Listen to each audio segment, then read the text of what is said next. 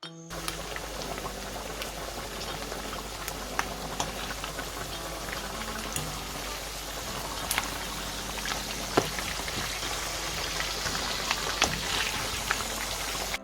guys, it's Jackie again, and this afternoon I'm cooking my stewed pork with my gungo rice and peas. I've already put on my peas already, and I'm gonna start putting on my meat now to brown. I've already pre-seasoned. You know I love to pre-season my meat, so now I'm gonna put it to. So guys, I've already started. My peas is already cooked, and I've added the coconut milk. I'm just gonna put in my spring onion and thyme now.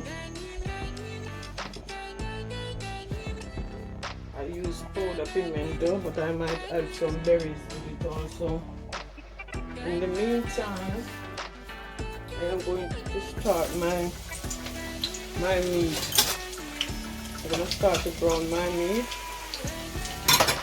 As you know, I love to put color on my meat. I like my meat to have a bit of color before I start. So while I am doing that, I'm just gonna finish seasoning my coconut milk with a little salt, put in my green pepper in it, and get back to it. So guys, my rice is ready to be put in my liquid up now.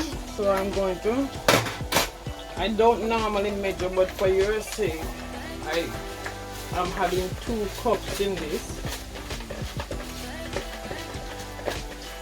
I actually bought the green gungo in the can because I was in the mood to start to do it from scratch. So you can always get the can. We can get the can of green gungo now. So this is just two cups of rice I'm cooking with it. 1 can of coconut milk, and then I season the pot with my pimento, thyme, green pepper, and so on. So now I'm gonna let it cook. When it started to boiling up properly, then I will turn down the heat. So now I'm gonna look on my meat that I'm frying. This is the last of it. So I'm gonna show you what I do next.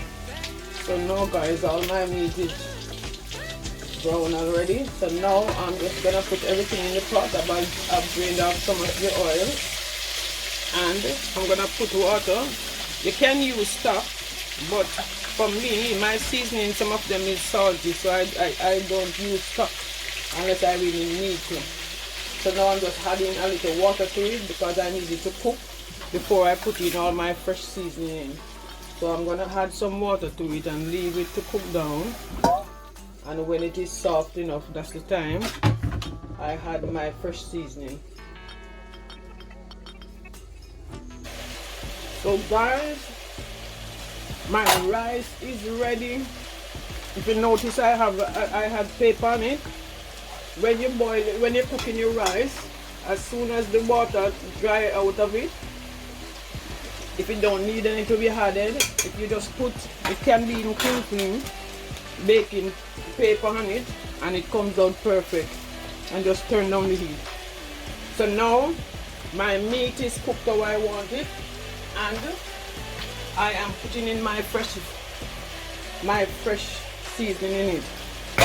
So this is my pepper, spring onion, celery, garlic, everything. I'll be putting the ingredients on the screen so you can see. So these are all what I'm putting in there. I'm gonna put some tomato too. And when you are browning your meat, after you're done the first browning and you put it to cook, just don't fill it with too much water. Just put water little by little, and it cook down, and it will be have a beautiful color. Even when you're making the sauce, you might don't have to put too much stuff in it because it will be thick enough and nice. It's beautiful.